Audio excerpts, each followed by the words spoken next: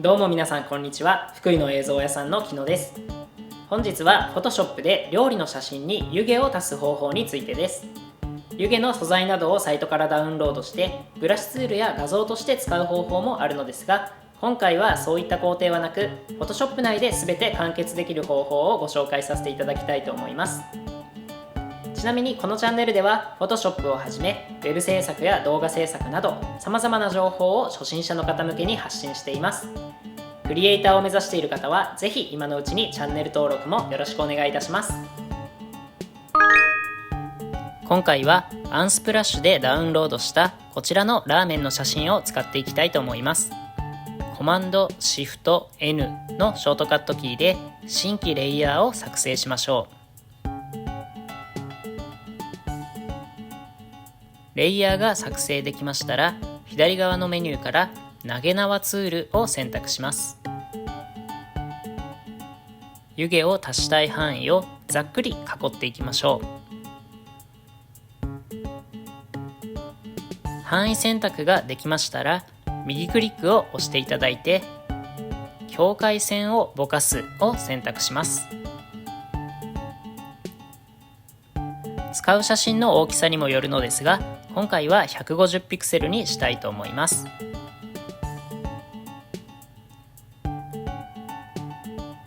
では次に上部のフィルターのメニューから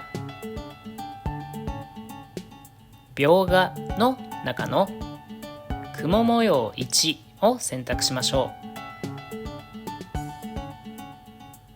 はい、白黒のまだらな模様が選択した範囲内に追加されました。ではこのレイヤーの描画モードを通常からスクリーンに変更します。白い部分だけが残りました。次に不透明度を 30% に変更します。はい、結構それっぽくなりましたね。では最後の工程です。コマンド T で自由変形の状態にしていただいて、右クリックからワープを選択します。対象物を掴んで感覚的に歪ませながら変形をさせることができます。斜め上に伸びるような感じで湯気が昇っているような雰囲気にしてみましょう。